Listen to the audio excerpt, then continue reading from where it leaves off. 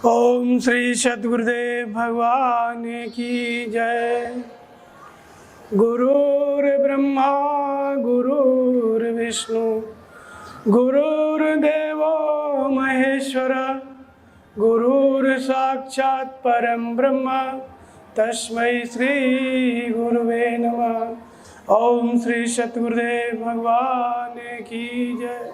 आज का प्रश्न है, तीनों गुण क्या है, कैसे प्रत्येक व्यक्ति के हृदय में कार्य करते हैं और इनकी गति क्या है, इनसे ऊपर उठना क्या है, वो कैसे संभव होता है।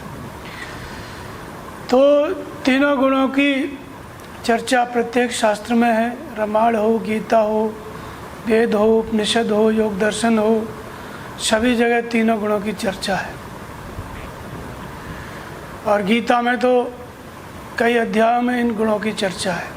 तीनों गुणों का कार्यकलाप क्या है, तीनों गुणों से कोई अतीत कैसे होता है, उसके लक्षण क्या है। तीन भागों में इस प्रकृति को महापुरुषों ने तीन भागों में बांटा, सत, रज और तम। तो महापुरुषों ने तीन भागों में बांटा। ये तीन गुणों के अंतर्गत सारा जगत आ जाता है। चींटी कीट पतंग से पर्यंत, कीट पतंग, छोटे से छोटे जीव जंतु, पेड़ पौधे, मनुष्य, पशु पक्षी, सभी के सभी तीनों गुणों के अंतर्गत आ जाते हैं। और ये त्रिगुणमयी प्रकृति इसको कहते हैं। और इन तीनों गुणों के द्वारा ही संपूर्ण प्राणी अपने अपने स्वभाव को प्राप्त होते हैं। ऋषियों ने भी तीन गुणों में, तीन भागों में बांटा प्रकृति को, संसार को। आज के समय में भी जो खोजें हुई, वैज्ञानिकों ने भी खोजा, तो भी पदार्थ की तीन अवस्थाएं मिली, ठोस, द्रव और गैस। इन तीन अवस्थाओं में ये पदार्थ पाया जाता है। संसार में जो भी पदार्थ है, तीन ही अवस्थाएं।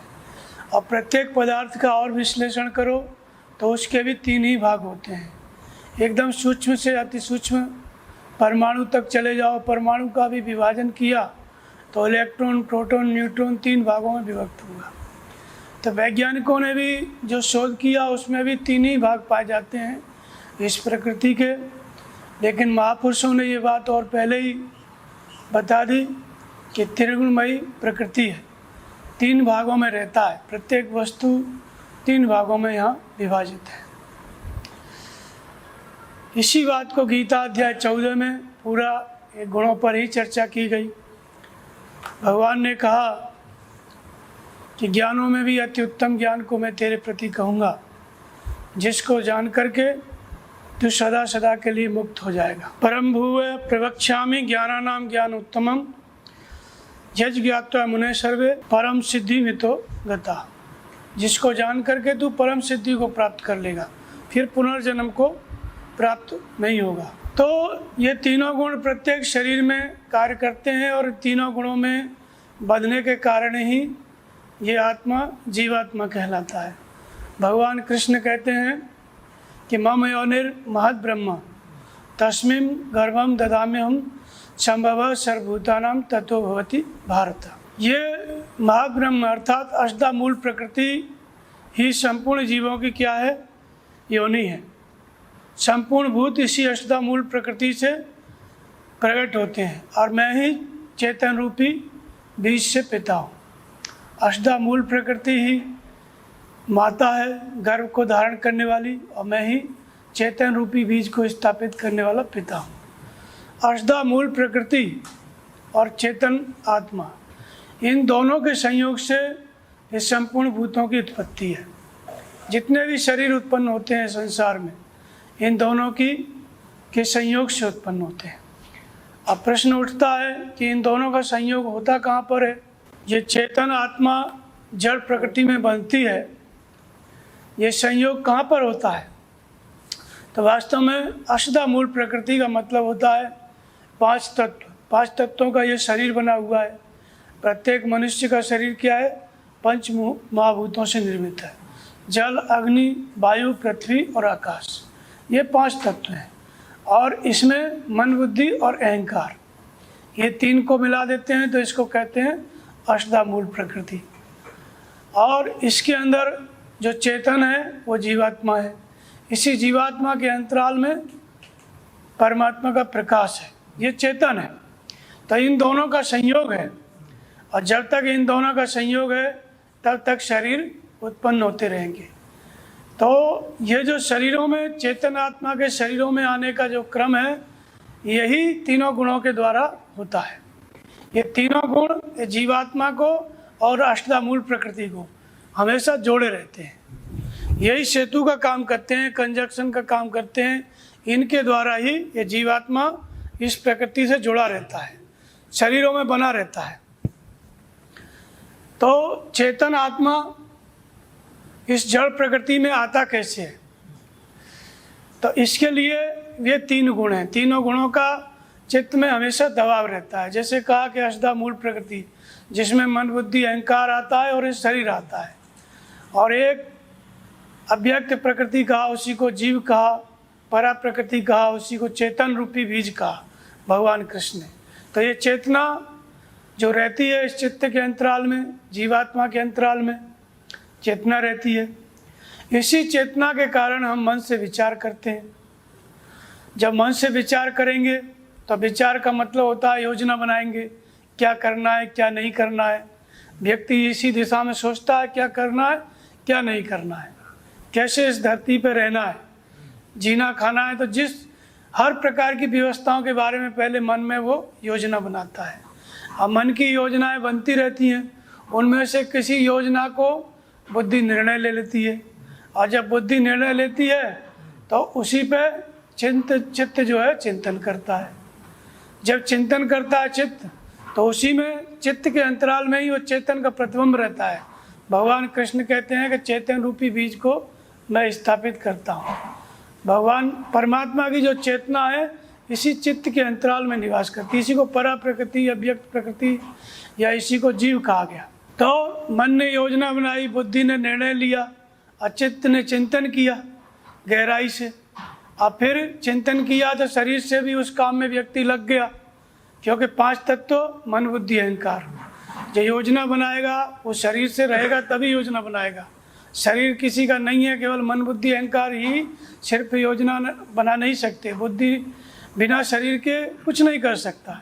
इसलिए पंच महाभूतों का जो शरीर होता है स्थूल, इसी में ये मन रहता है, बुद्धि रहती है, और इसी में अहंकार होता है, और इसी में चित्त रहता है।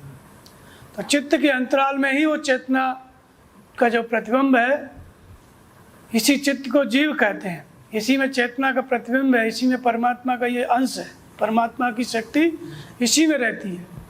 तो इसलिए योजना के अनुसार जब चित्त चिंतन करने लग गया, शरीर कार्य करने लग गया, तो मैंने ये किया। जिस कार्य में प्रवृत्त हो गया, कार्य पूरा हो गया, तो अहंकार मैंने ये किया। तो इसी को क्या कहते हैं कि माया अवश्य जीव अभिमानी। अहंकार क्या है? जीव की संज्ञा है। तो इस तरह से ये अष्टधा मूल प्रकृति और हमारा जो चित्त है, जो जीवात्मा है, इसी में फंसता रहता है। तो जो चिंतन करता है, चिंतन किसका करता है? किसी न किसी शरीर का करता है, किसी वस्तु का, भोग विलास का करता है। जो भी चिंतन करता है, उस जो चिंतन करता रहता है उसमें आत्मा की शक्ति फंस जाती है, और इसी को कहते हैं बंधना।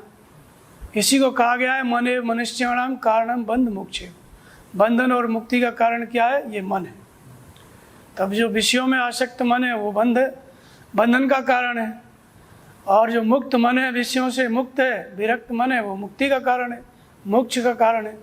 तो भगवान कृष्ण ने कहा कि संपूर्ण प्राणियों में जो भी शरीर उत्पन्न होते हैं इस पृथ्वी पर देखने में आते हैं, चाहे पशु पक्षी कीट पतंग हो, चाहे मनुष्य हो, चाहे पेड़ पौधे हों, ये सब अष्टधा मूल प्रकृति और चेतन आत्मा के संयोग से ये शरीर उत्पन्न होते। जब तक इन दोनों का संयोग रहेगा तब तक ये शरीर पैदा होते रहेंगे। अब प्रश्न उठता है कि चेतन आत्मा जड़ प्रकृति में कैसे बनती है? तो ये मन योजना बनाता है, बुद्धि निर्णय लेती है, चित्त चिंतन करता है, शरीर से हम कार्य करते हैं। ये होता क्यों है? ये चेतना को और इस जड़ शरीर को, इसमें बीच में जोड़ने वाली सत्ता है कौन सी? उसी को कहा गया तीन गुण। ये जो तीन गुण होते हैं यही जोड़ने वाली सत्ता है।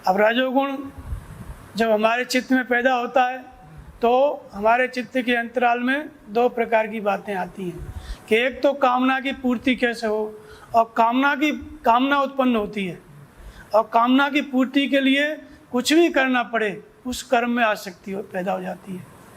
जब कामना उत्पन्न होती है कि मुझे कुछ बनना है, कुछ चाहिए संसार में, फल की इच्छा होती है, तो उसके लिए वो कोई भी कर्म करने के लिए तैयार हो जाता है, कर्म में आसक्ति होती है।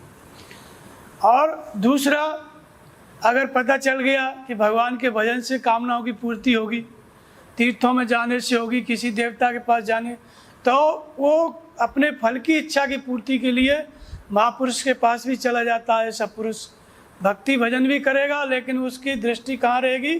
फल पर रहेगी। ये इच्छा पूरी हो, ये कामना पूरी हो, तब मैं ये मार्ग अपनाऊंगा, ये भजन करूंगा, महापुरुष की सेवा करूंगा, दान करूंगा, सब कुछ करने के लिए तैयार हो जाता है, लेकिन कामना की पूर्ति होना चाहिए।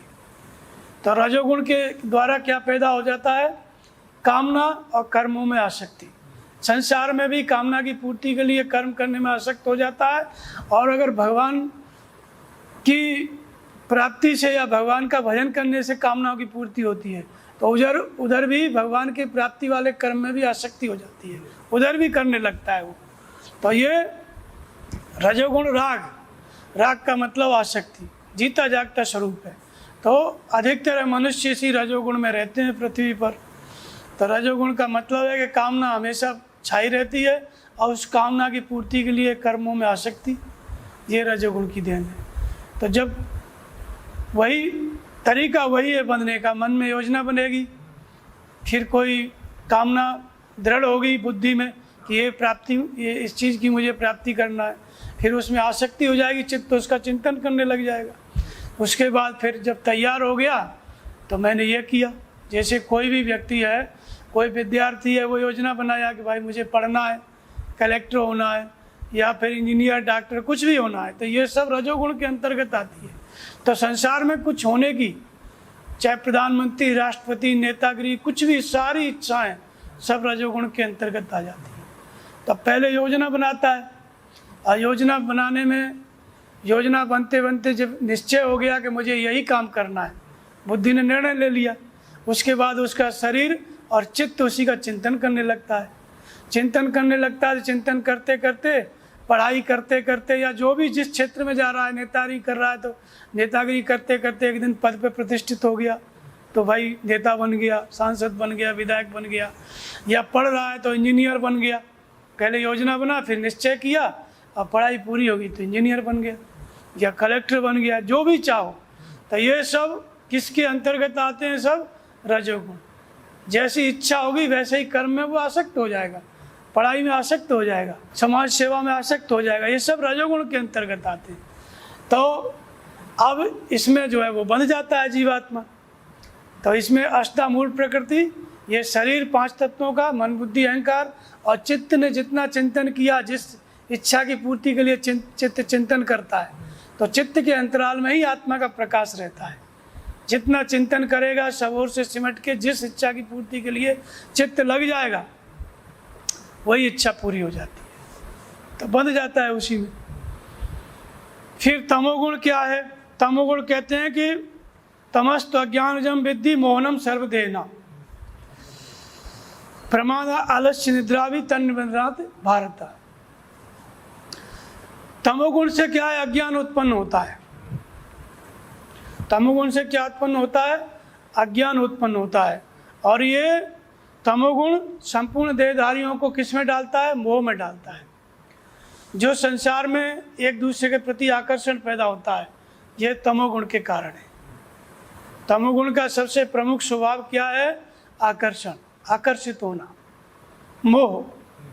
तो एक दूसरे के प्रति जो मोहित होता है, व्यक्ति व्यक्ति के प्रति होता है, स्त्री पुरुष के प्रति होती है, या व्यक्ति किसी भी वस्तु को देख लेता है, गाड़ी देखेगा, कोई अच्छा मकान देखेगा, बंगला देखेगा, किसी भी वस्तु, किसी भी व्यक्ति की अच्छी स्थिति देखेगा, समृद्धि देखेगा, तुरंत आकर्षित हो जाता है। तो ये जो प्रबल आकर्षण है, ये तमोगुण के कारण है। तो इसलिए उसको कहते हैं कि ये तमोगुण क्या उत्पन्न कर देता है? अज्ञान, ज्ञान को ढक देता है।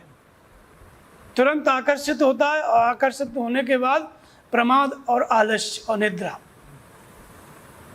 प्रमाद का मतलब जब आकर्षण होता है तो सब जिस चीज़ में आकर्षित हुआ है जरूरी नहीं है कि वो वस्तु आपको मिल जाए, कहीं भी आकर्षित हो जाता है, मिलने वाली नहीं है तो व्यर्थ की चेष्टा करने लगता है कि मिल जाए, और मिलने वाला कुछ नहीं है। तो भाई अब प्रधानमंत्री राष्ट्रपति के लिए बहुत लोग आकर्षित होते हैं, तो बहुत लोगों की चेष्टा क्या है, सब प्रमाद है, व्यर्थ की चेष्टा है। सबको वो पद नहीं मिलने वाला है, जिसको मिलने वाला है वो अपना प्रयास करेगा। ऐसे ही आकर्षण तो प्रत्येक वस्तु स्थिति के प्रति हो जाता है, लेकिन और उसके लिए लोग सोचने भी लगते हैं, कल्पना भी करने लगते हैं, लेकिन वे सब क्या है, प्रमाद है, व्यर्थ की चेष्टा है, पूरी नहीं होने वाली है। और दूसरा ये किस में बांधता है, निद्रा में। तो निद्रा का मतलब ये नहीं है कि तमोगुणी व्यक्ति सोता ही रहता है दिन रात, ऐसी बात नहीं है। मोह निशा से शोभन हारा देखे स्वप्न अनेक प्रकार, या निशा सर्वभूता नाम तस्याम जागृतो संयम। ये जगत क्या एक रात्रि है, इसमें सभी लोग अचेत पड़े हुए हैं। अचेत होना ही क्या है, इसको निद्रा कहा गया, ये तमोगुण के कारण है। तो अचेत होने का क्या मतलब है, अब जैसे कोई व्यक्ति किसी चीज़ को देख लिया और उसके प्रति आकर्षित हो गया, अब वो दिन भर चला जा रहा है, अपना जो काम उसको करना है उस पर ध्यान नहीं है। जिस चीज़ को उसने देख लिया है मन उधर ही सोच रहा है, चला जा रहा है, आंखें खुली हुई हैं, जगा हुआ है, लेकिन पूरे दिन विचार चल रहा है जिस चीज़ के प्रति वो आकर्षित हुआ है उधर। तो ये तमोगुण के कारण क्या है, जहाँ आकर्षित हो गया जीव उसी में सोचता रहता है, सो जाता है, तो जागता रहता है लेकिन विचार करता जाता है। बहुत से लोगों को आप देखेंगे रोड पर चलते रहते हैं, हाथ हिलाते रहते हैं, वो क्या है, वो सो रहा है। हर व्यक्ति ऐसे ही सो रहा है, हर व्यक्ति किसी और काम करने के लिए जा रहा है, लेकिन जिस काम को करने के लिए जा रहा है वो तो करेगा ही, उसके साथ साथ दूसरा विचार भी उसके मन में चल रहा है। जिस काम को नहीं करना है उसके बारे में भी सोच रहा है, तो अचेत रहता है। हम किसी एक ही काम को करने जाते हैं, लेकिन सोचते कुछ दिन भर किसी और दूसरे काम के बारे में सोचते रहते हैं। तो ये व्यर्थ की चेष्टाओं में, मतलब जिससे कोई मतलब नहीं है, जिसका अभी काम नहीं है, जो इच्छाएं अभी पूरी भी नहीं हो सकती, ऐसी इस प्रकार की इच्छाएं करता रहता है। ये व्यर्थ की चेष्टा हो गया, प्रमाद हो गया, और आकर्षित होकर किसी न किसी विचार में डूब जाता है। तो इसको कहते हैं तमोगुण। तो इस तरह से ये तीनों गुण इस जीवात्मा को बांधते हैं, लेकिन ये तीनों गुण एक ही हृदय में रहते हैं, तो ये घटबढ़ कैसे जाते हैं, कभी सतोगुण बढ़ गया, कभी रजोगुण बढ़ गया, कभी तमोगुण बढ़ गया।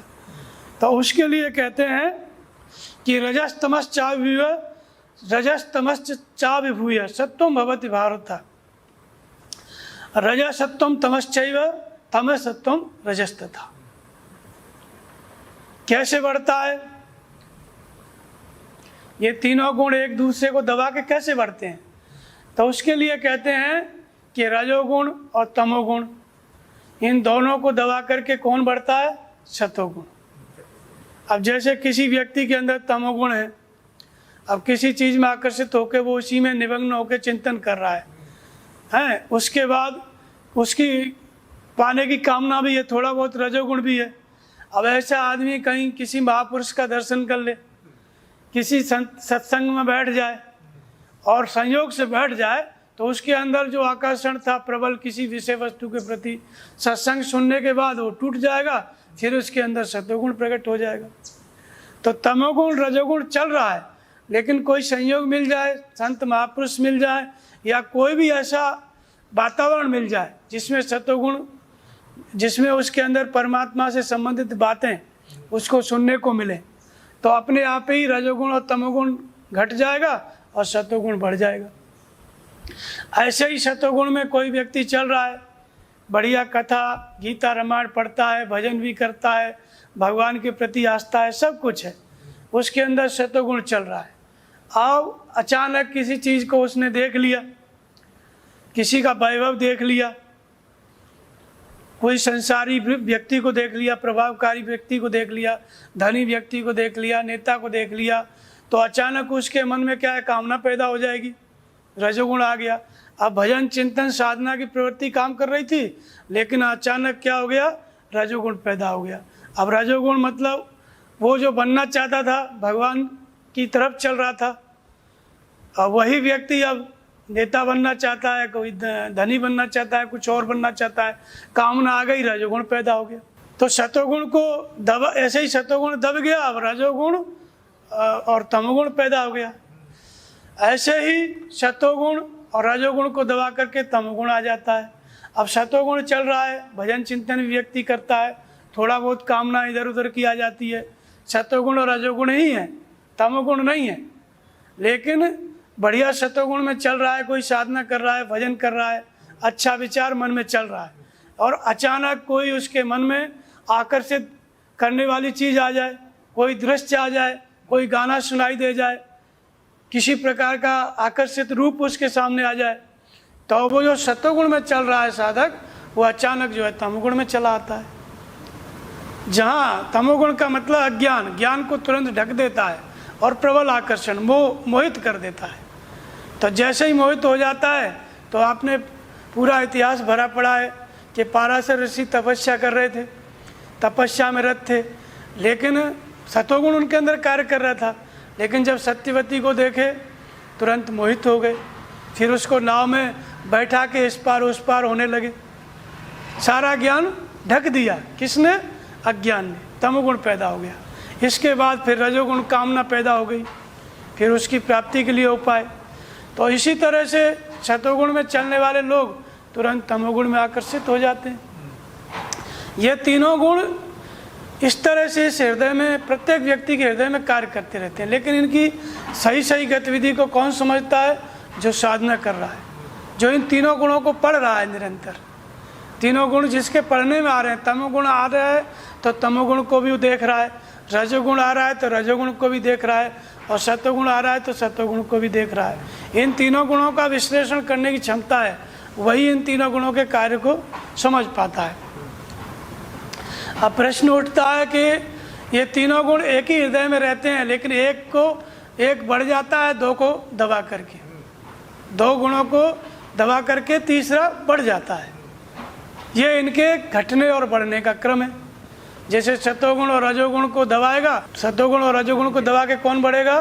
तमोगुण बढ़ जाएगा। सतोगुण है, भजन की वृत्ति काम कर रही है, थोड़ा बहुत कामना भी है, कर्म में आसक्ति है, लेकिन अगर कोई चीज़ वस्तु के प्रति मोहित हो गया साधक, स्त्री पुरुष किसी के प्रति मोहित हो गया, तुरंत तमोगुण काम करने लगेगा, सतोगुण दब जाएगा। और इसलिए ऐसे ऐसे दृष्टांत लिखे हुए हैं शास्त्रों में कि ऋषि मुनि तपस्या कर रहे थे, तपस्या भंग हो गई, तो वो क्या है? तमोगुण अचानक आकर्षित कर लिया, सतोगुण और रजोगुण नीचे दब गया, सतोगुण दब गया। तो ऐसे ही ये गुण हमेशा कार्य करते रहते हैं, और जो साधना कर रहा है वो इनको पढ़ता रहता है। हर व्यक्ति तो गुणों के बस में है, गुणों के दबाव में चल रहा है, तो उसको तो पता ही नहीं है कि मेरे अंदर क्या काम कर रहा है। लेकिन जो भजन कर रहा है उसके अंदर इन बातों का पता चलता रहता है। तो अब प्रश्न उठता है कि जब ये तीनों गुण बढ़ते हैं तो व्यक्ति की दशा कैसी होती है, वो क्या सोचने लगता है किस गुण के बढ़ने पर? तो कहते हैं कि जब सतोगुण बढ़ता है, सर्वद्वारेषु देहस्मिन् प्रकाश उपजायते, ज्ञानम यदा तदा विद्या विवृद्धम सत्य मृत्युता। जब किसी साधक के अंदर सतोगुण बढ़ता है, सतोगुण का प्रभाव बढ़ जाता है, तो सर्वद्वारेषु देहस्मिन् प्रकाश उपजायते, ईश्वरीय प्रकाश उत्पन्न हो जाता है। संपूर्ण इंद्रियों के अंतराल में, मन के अंतराल में ईश्वरीय प्रकाश उत्पन्न हो जाता है। और क्या उत्पन्न हो जाता है? बोध शक्ति उत्पन्न हो जाती है। ईश्वरीय प्रकाश और बोध शक्ति उत्पन्न हो जाती है सतोगुण के बढ़ने पर। कैसे उत्पन्न हो जाती है? भले तमोगुण काम कर रहा है, रजोगुण काम कर रहा है, लेकिन जब सतोगुण बढ़ गया तो ईश्वरीय प्रकाश और बोध शक्ति काम करने लगती है, ज्ञान हो जाता है। जैसे तुलसीदास जी थे, तुलसीदास जी, गोस्वामी तुलसीदास जी अपनी पत्नी को बहुत मानते थे, बहुत चाहते थे, और उसके बाद क्या हुआ कि वो अपने मायके चली गई। अब उसमें इतनी आसक्ति थी, तमोगुण और रजोगुण काम कर रहा था, भयंकर आसक्ति थी। लेकिन जब वो गए, जमुना उस पार किए, मुर्दे को अपना नाव बनाया, मुर्दे के ऊपर बैठ के उस पार हुए, खिड़की में अजगर लटका हुआ था, अजगर को पकड़ के अपना खिड़की से कूद के उनके कमरे में, कक्ष में प्रवेश किए। और प्रवेश करने के बाद जब उनकी पत्नी उठी तो उसको बड़ी लज्जा लगी कि बताओ ये घर वाले क्या मेरे सोचेंगे कि एक ऐसा लड़का है जिससे विवाह हुआ है और जो बिल्कुल भी जिसको इज्जत प्रतिष्ठा का ख्याल नहीं है। तब तुलसीदास जी की जो पत्नी थी उन्होंने उनको डांटा कि इतनी जो प्रीति हमारे शरीर में है इससे आधी भी भगवान में होती तो बेड़ा पार हो गया होता। तुलसीदास जी को पहले बोला तो समझ में नहीं आई, जब दूसरी तीसरी बार उन्होंने यही बात दोहराई तब उन्होंने प्रणाम किया, फिर चल दिए। तो पहले समझ में नहीं आई, सत्वगुण और रजोगुण काम कर रहा है, लेकिन जब झटका लगा अंदर तब बोध शक्ति पैदा हो गई, तुरंत बोध हो गया, सत्वगुण का प्रभाव, सत्वगुण प्रकट हो गया, तुरंत उसको छोड़ दिया, वैराग्य हो गया, तो ईश्वरीय प्रकाश उत्पन्न हो गया। भगवान की तरफ प्रकाश का मतलब है उजाला, जैसे दिन का प्रकाश होता है, लाइट रहती है तो आप देख सकते हैं सामने क्या है। तो यहाँ ईश्वरीय प्रकाश का मतलब है ज्ञान पैदा हो गया, इंद्रियों में, मन के अंतराल में बोध शक्ति प्रकट हो गई, बोध हो गया कि मैं गलत कर रहा हूँ, तुरंत समझे और प्रणाम किए, उनको भी गुरु माने और चल दिए, भगवान की तरफ चल दिए। इस तरह से सत्वगुण के वृद्धि जब होती है तो बोध शक्ति पैदा हो जाती है।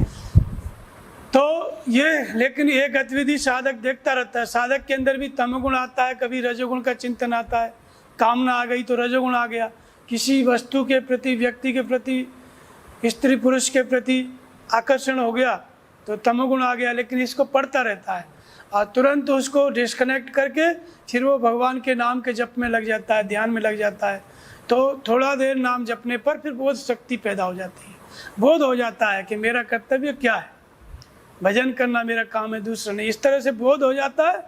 तो सत्वगुण जब हमारे अंदर प्रकट होता है, वो वृद्धि होती है उसकी अंतःकरण में, तो ईश्वरीय प्रकाश और बोध शक्ति। ईश्वरीय प्रकाश का मतलब ज्ञान, परमात्मा की तरफ बढ़ने का स्वभाव, ईश्वर की तरफ बढ़ने का स्वभाव। और जब रजोगुण बढ़ता है तब क्या होता है, तो लोभ प्रवृत्ति आरंभ, लोभ प्रवृत्ति आरंभ, कर्मणाम असम स्पृहा, लोभ हो जाता है। रजोगुण से क्या हो जाता है, लोभ प्रवृत्ति आरंभ, कर्मणाम असम स्पृहा, रजस्य तान जयंती विवृद्ध कुरुनंदन। लोभ, लोभ का मतलब होता है लालच। लोभ पास अगर सोन बंधाया, सोनर तुम समान रघुराया। लोभ की फांसी में अगर कोई नहीं बनता है तो सुग्रीव कहता है कि भगवान उसमें और आप में कोई अंतर नहीं है। लोभ बहुत सूक्ष्म होता है, ये रजोगुण से उत्पन्न होता है। अब जैसे किसी कामना की पूर्ति हो गई तो उसके मन में क्या हो जाता है कि और चाहिए, और कामनाओं की पूर्ति हो जाए, और चाहिए, इसको कहते हैं लोभ। जैसे कोई व्यक्ति बहुत खाने लगता है तो उसका पेट बढ़ने लगता है। तुलसीदास जी कहते हैं तृष्णा उदर वृद्ध अति भारी। उदर के बढ़ने को, पेट के बढ़ने को क्या कहा, तृष्णा। तृष्णा का मतलब है लालसा, विषय भोगों की लालसा, इसी को लोभ कहा गया है, विषय भोगों की लालसा कहा गया है। और चित्त में चंचलता, चित्त में शांति नहीं रहेगी। जब उसको ये हो जाएगा कि एक कामना पूरी हो जाएगी तो ये चाहिए, और एक काम पूरा हो गया तो अब ये करना है, ये काम पूरा हो गया तो अब ये करना है। लगातार काम के बाद काम, कामना के बाद कामना, इच्छा के बाद इच्छा पूरी हो जा रही है तब भी सुधर नहीं रहा है, लगातार इच्छा कर रहा है। तो इसको क्या कहते हैं, लोभ। जब हमारे अंदर रजोगुण बढ़ जाता है तो इच्छाएं बढ़ने लगती हैं इसको, और विषय भोगों की लालसा बढ़ने लगती है कि कितना भोग लें।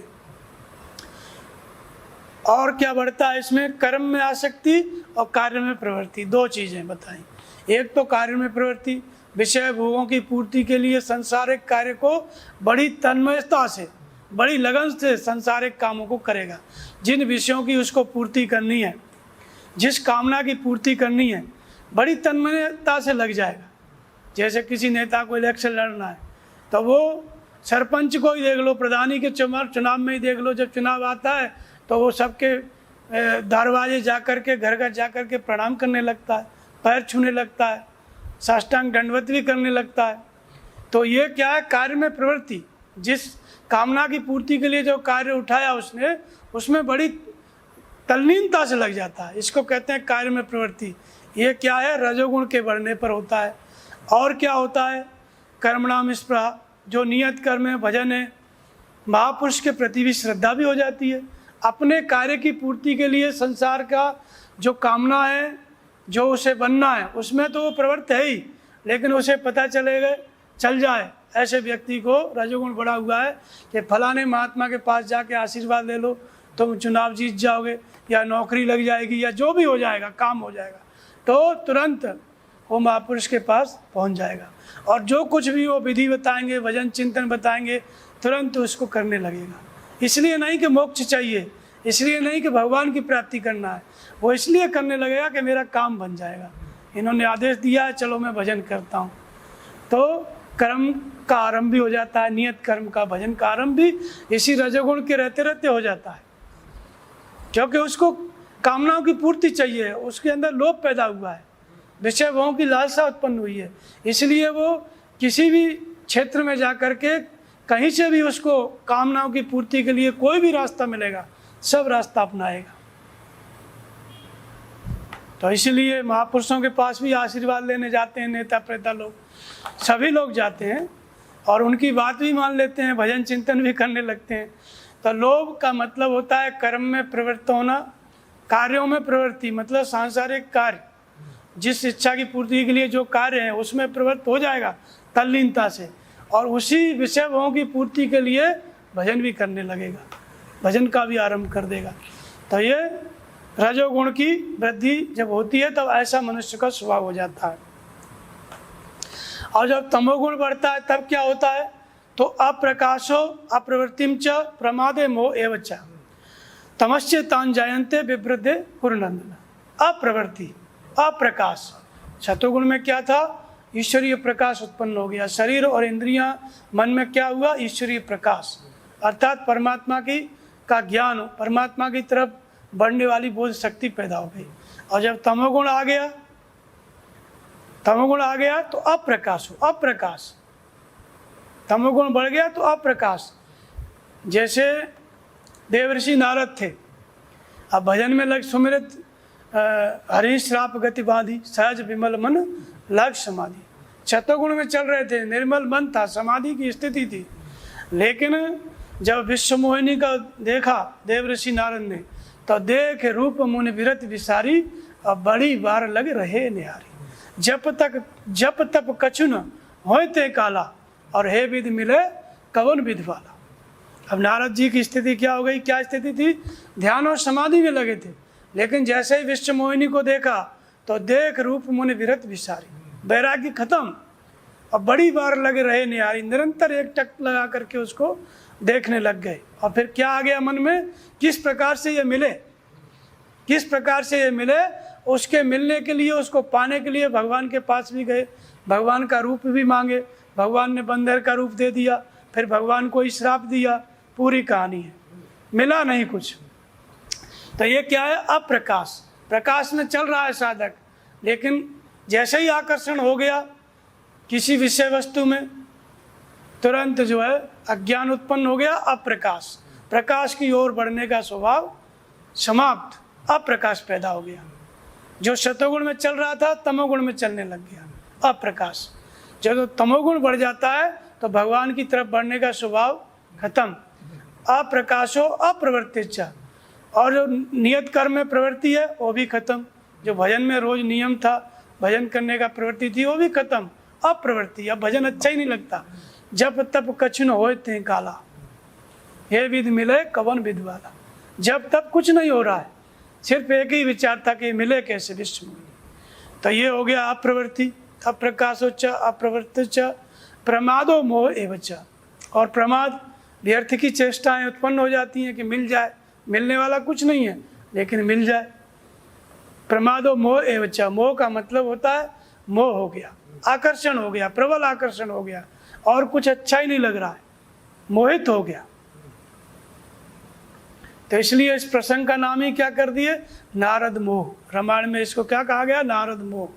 तो प्रमादो मोह एवच, तमोगुण बढ़ गया, प्रमाद आ गया, व्यर्थ की चेष्टाएं आ गई, जो इच्छाएं कभी पूरी नहीं होंगी, और मोह हो गया, आकर्षित हो गया साधक। तमस्य तान जायते विवृद्धे, तमोगुण के बढ़ने पर ये दशा हो जाती है, स्वभाव ऐसा हो जाता है। अब ये तीनों गुण बढ़ने पर इस जीव की गति क्या होती है, तमोगुण की वृद्धि काल में अगर कोई शरीर छोड़ गया तो पशु पक्षी कीट पतंग योनि को चला जाएगा।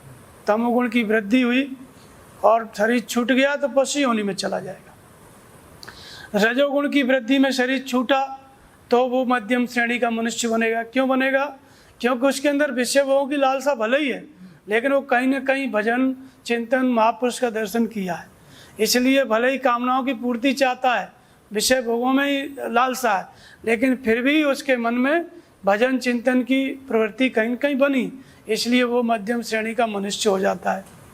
फिर जन्म लेता है, फिर मनुष्य होता है, और जिन इच्छाओं की पूर्ति के लिए उसको जन्म मिला है उन इच्छाओं की पूर्ति करता है। भजन उस जन्म में भी वो नहीं कर पाता, विवेक पैदा ही नहीं हो पाता है, क्योंकि विषयों की पूर्ति के लिए ही वो थोड़ा बहुत महापुरुष के पास गया तो उसको दोबारा भजन की विधि नहीं मिलती, बल्कि विषयों की पूर्ति में ही वो अपना पूरा समय बिता देता है।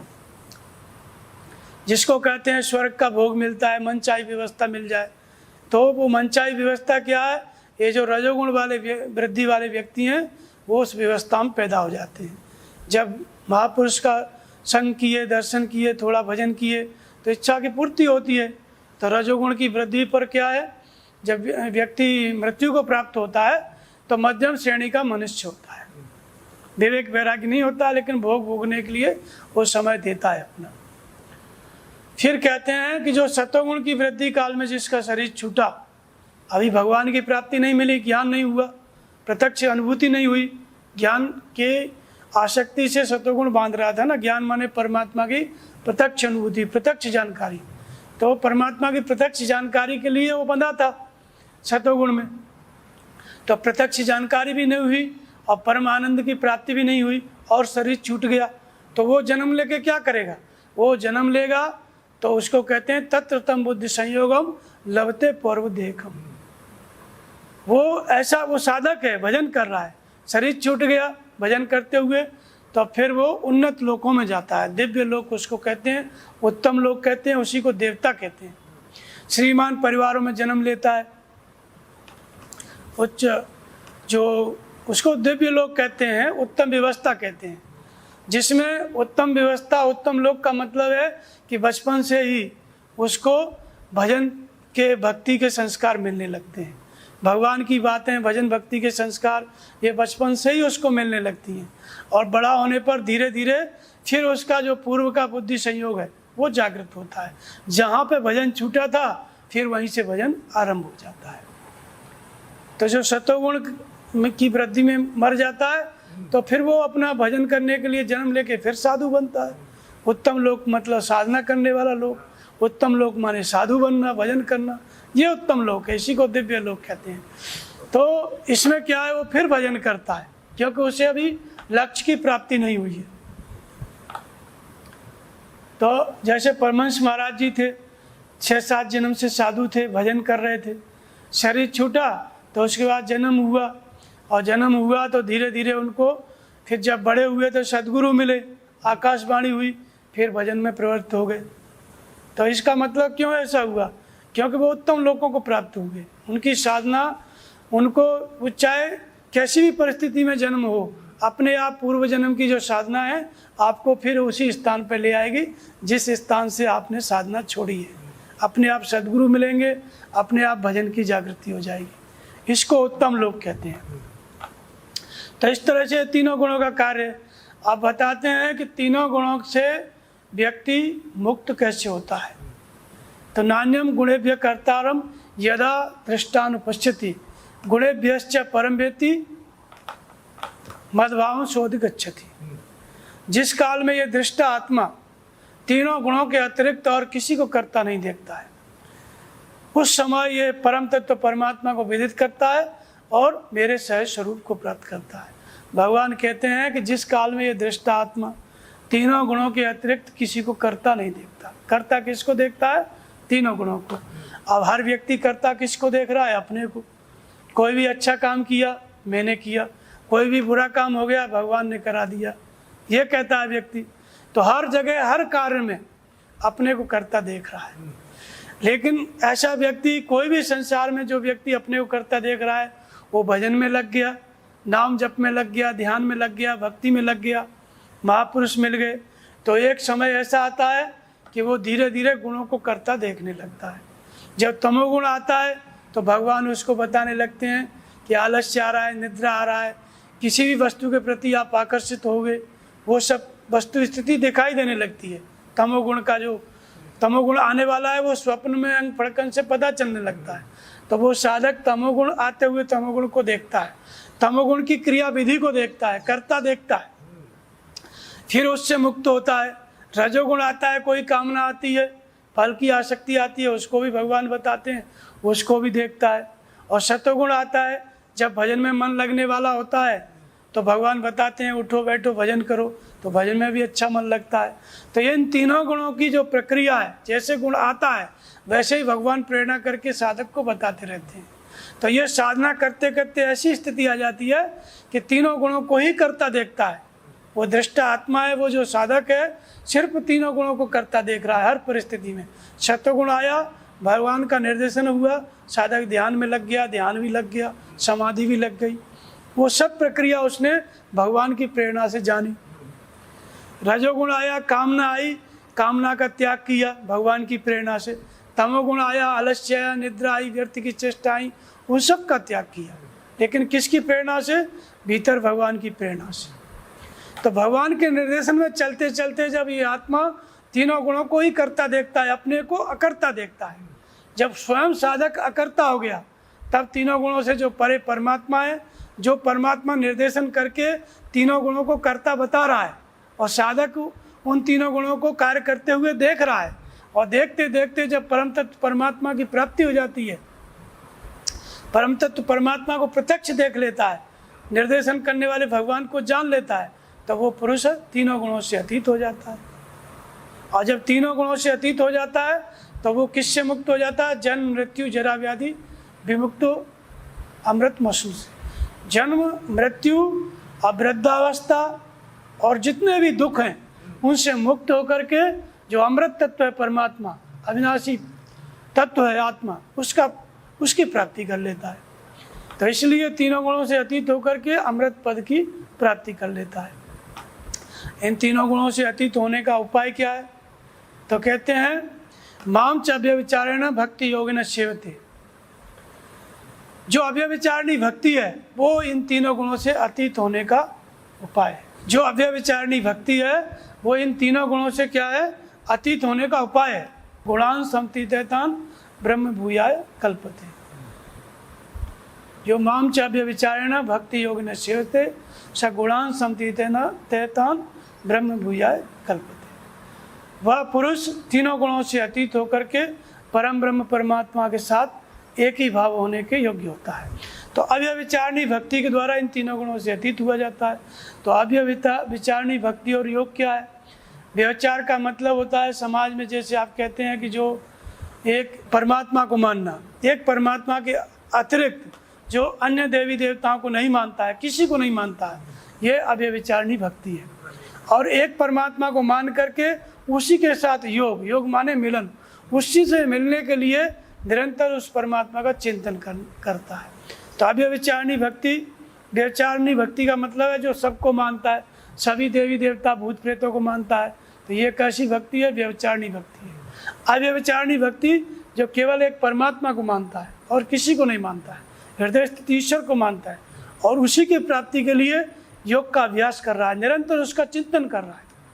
तो निरंतर चिंतन करने वाला व्यक्ति सगुणान समतीतेतान, वह तीनों गुणों से अतीत हो जाता है। जिसका चिंतन कर रहा है वो परमात्मा ही प्रेरणा करके उसको तीनों गुणों से अतीत कर देता है, और तीनों गुणों से अतीत होकर के वो परम ब्रह्म परमात्मा के साथ एक होने के लिए योग्य हो जाता है, उसके साथ कल्प करता है, अर्थात वो जीवात्मा परमात्मा के स्वरूप में प्रतिष्ठित हो जाता है, जो तीनों गुणों से अतीत हो जाता है। लेकिन उपाय अव्यभिचारिणी भक्ति, मतलब एक परमात्मा के अतिरिक्त और किसी को न मानना, ये अव्यभिचारिणी भक्ति है। तो ये जो तीनों गुणों से अतीत हुआ पुरुष है, इसके लक्षण क्या हैं? कैरलिंग स्त्रीन गुणानेतान तीन। वो तीनों गुणों से अतीत हुआ पुरुष किन किन लक्षणों से युक्त होता है? अर्जुन ने प्रश्न पूछा। कैरलिंग स्त्रीन गुणानेतान त्रीन तेन देही देह समुद्भव। तीनों गुणों से अतीत हुआ पुरुष किन किन लक्षणों से युक्त होता है? उसकी चेष्टा कैसी होती है? वो किस तरह से रहता है? तो कहते हैं भगवान कृष्ण के प्रकाशम च प्रवृत्तिम च मोहमेव च पांडव न द्वेष्टि संप्रवृत्तानि न निवृत्तानि कांक्षति। प्रकाशम च प्रवृत्तिम च मोहमेव च पांडव, ये तीन गुणों की क्या थी? ये प्रवृत्ति थी। कौन सी प्रवृत्ति थी? शतगुण की क्या प्रवृत्ति थी? प्रकाश में प्रवृत्त होना, अर्थात ज्ञान की, ईश्वरीय प्रकाश ज्ञान की प्राप्ति के लिए परमात्मा के चिंतन में लगना। ये किसकी प्रवृत्ति थी? सत्वगुण की। सत्वगुण आता था तो क्या कराता था? भजन कराता था, भगवान का की भक्ति कराता था, चिंतन कराता था, तो उसमें प्रवृत्त होने को। और रजोगुण आता था तो क्या कराता था? लोभ पैदा करता था, सांसारिक कर्मों में आसक्ति, सांसारिक कामनाओं की प्राप्ति के लिए भी भजन करने में आसक्ति, तो ये लोभ का काम था। और तमोगुण अज्ञान पैदा करता था, मोहित करता था। तो इन तीनों के प्रवृत्त होने पर न तो बुरा मानता है और न इन तीनों से निवृत्त होने पर उसको अच्छा मानता है। रजोगुण आया, तमोगुण आया, जो तीनों गुणों से अतीत हो गया, तो तमोगुण का कार्य आ गया कुछ। तमोगुण से संबंधित व्यर्थ की चेष्टा आ गई, या कोई मोहित करने वाली विषय वस्तु आ गई, चित्त चला भी गया तो भी उसको बुरा नहीं मानता है, क्योंकि वो जानता है जिस भी चीज़ में उसका चित्त जाएगा महापुरुष का, उधर ही वो परमात्मा को देखने लगता है और दूसरी वस्तु नहीं देखती है। तो तमोगुण में भी प्रवृत्त होता है तब भी परमात्मा को देखता है, रजोगुण में भी प्रवृत्त होता है तब भी परमात्मा को, और सत्वगुण में भी परमात्मा को। तो इन तीनों गुणों की प्रवृत्ति को न बुरा मानता है और न निवृत्ति को अच्छा मानता है। ऐसे ही तीनों गुणों से अंतर्गत जो जो व्यक्ति उस महापुरुष की शरण में आते हैं, साधक आते हैं, तो जो सत्वगुण में प्रवृत्त है तो भजन कर रहा है, तो वो महापुरुष उसके प्रति आकर्षित, वो ऐसा नहीं मानते कि बहुत अच्छा है, वो ये जानते हैं कि चलो इसके गुण का प्रभाव है, ये भजन कर रहा है। और तमोगुण में के द्वारा जो साधक भजन में प्रवृत्त नहीं हो पा रहा है, उसके लिए भी उनके मन में ये नहीं होती है दुर्भावना, वो जानते हैं कि तमोगुण के अंतर्गत आज नहीं कल भजन कर लेगा। तो रजोगुण के द्वारा भी जो साधक प्रभावित होता है, उससे भी महापुरुष घृणा नहीं करते हैं तमोगुण रजोगुण से, और न तमो सतोगुण में जो प्रवृत्त है साधक भजन अच्छा कर रहा है उसके प्रति आकर्षित होते हैं, क्योंकि तीनों गुणों के कार्य को उन्होंने देख लिया है। जो तमोगुण के अंतर्गत साधक है वो आज नहीं कल रजोगुण को, तमोगुण को, रजोगुण को क्रॉस करके सतोगुण में चला जाएगा और भजन करके पूरा करके भगवान को पालेगा। तो इसलिए तीनों गुणों की प्रवृत्ति को जो न अच्छा मानता है न बुरा मानता है, न प्रवृत्ति की आकांक्षा करता है और न निवृत्ति की कोई चेष्टा करता है कि इनसे मैं निवृत्त हो जाऊं, क्योंकि निवृत्त तो हो ही चुका है तीनों गुणों से, इसलिए वो निवृत्ति की भी आकांक्षा नहीं करेगा, और प्रवृत्त उसको होना नहीं है।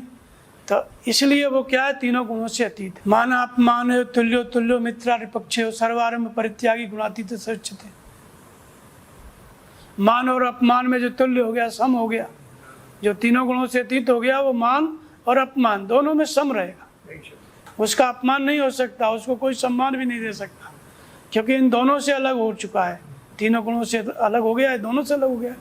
तो मान अपमान में तुल्य, मित्र और शत्रु पक्ष में भी तुल्य, क्योंकि उसका कोई मित्र नहीं है, कोई शत्रु नहीं है, इसलिए मित्र और शत्रु पक्ष में भी तुल्य। सर्वारंभ परित्यागी, सभी प्रकार के आरंभों का क्या है? त्याग कर दिया है। एक तो संसार में प्रवृत्ति होती थी, उसका आरंभ होता था सांसारिक कर्मों का, और सांसारिक कर्मों से छूटने के लिए नियत कर्म का आरंभ किया, भजन का आरंभ किया, भक्ति का आरंभ किया, तो उसका भी त्याग कर दिया। भजन का जो परिणाम है नियत कर्म का, वो क्या है? परमात्मा। परमात्मा मिल गया तो नियत कर्म वो किस लिए करेगा? भजन भक्ति किस लिए करेगा? तो इसलिए उसका भी त्यागी है। सर्वारंभ परित्यागी, गुणातीत तो उच्चते, वो गुणों से अतीत कहा जाता है। लेकिन इन सभी प्रकार की गतिविधि, ये सभी गुणों से अतीत होना, गुणों को कार्य करते हुए देखना, तीनों गुणों का विश्लेषण करना, ये सब संभव कैसे होता है? ये आता किसके द्वारा है? तो वास्तव में ये उसी महापुरुष से सारी चीज़ें पैदा होती हैं जो इन तीनों गुणों से अतीत है। तो भगवान कृष्ण कहते हैं कि ब्राह्मण हुए प्रतिष्ठा हम अमृतस्य व्यवस्थ शाश्वतस्य च धर्मस्य सुखस्य एकांतिकस्य। भगवान कहते हैं कि अविनाशी ब्रह्म में प्रतिष्ठित होने के लिए और शाश्वत धर्म में प्रवृत्त होने के लिए, अखंड एक रस जो आनंद है उसकी प्राप्ति के लिए एकमात्र मैं ही आश्रय हूँ। अर्थात जो परमात्मा स्थित सदगुरु है, जो महापुरुष है, भगवान कृष्ण की स्थिति वाला जो महापुरुष है, सदगुरु जो कि शरीर से पृथ्वी पर है, जिसको हम आंखों से देख सकते हैं, जिसकी शरण में जा सकते हैं, ऐसे महापुरुष ही इन सब का आश्रय हैं। तीनों गुणों से अतीत होना है आपको, तो वो विधि कहाँ से मिलेगी? तत्वदर्शी सदगुरु से। तद्दुदे प्रणपातेन पर प्रश्न सेव्या उपदेक्षन्ति ते ज्ञानम ज्ञान तत्वदर्शन। तत्वदर्शी सदगुरु से वो विधि हमको प्राप्त होगी। इस तरह से तीनों गुणों का क्रियाकलाप है। प्रत्येक साधक के हृदय में तीनों गुण कार्य करते हैं और प्रत्येक साधक ईश्वरीय मार्गदर्शन में चल करके वह इन तीनों गुणों से अनन्य भक्ति के द्वारा अन्य किसी और का भजन न करते हुए हृदय स्थित ईश्वर में श्रद्धा स्थिर करता है। तत्वदर्शी सदगुरु महापुरुष की का ध्यान करते हुए वो जो साधक है इन तीनों गुणों से अतीत हो जाता है अव्यभिचारिणी भक्ति के द्वारा। और जब तीनों गुणों से अतीत हो गया तो इन तीनों गुणों की प्रवृत्ति और निवृत्ति में न उसकी आकांक्षा होती है, न प्रवृत्ति में आकांक्षा होती है, न निवृत्ति की आकांक्षा होती है, क्योंकि वो तीनों गुणों से अतीत हो जाता है। बोलिए श्री सतगुरुदेव भगवान की जय।